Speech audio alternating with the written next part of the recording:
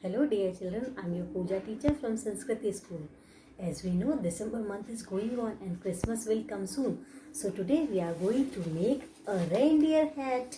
So for that we need a brown paper, white and black for eyes and red for nose. If you don't have shiny paper, you can use plain red paper. Okay, first you have to trace your palm on the paper and tell your mama and papa to cut it. Okay, now what we have to do, first you have to take a measurement of your head and make a strip like this. So my all cutouts are ready. Two palms, red nose and two eyes. So first we'll take the strip and we'll fold like this and we'll take a center of the strip like this. Okay, now we will stick the eyes on the paper. We'll apply the glue and we'll stick the eyes on the paper like this.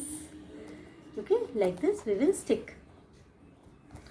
Now we'll stick the nose on the strip like this.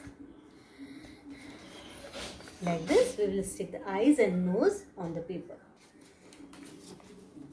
Now we will apply glue on the palms and we'll stick the palms behind the strip.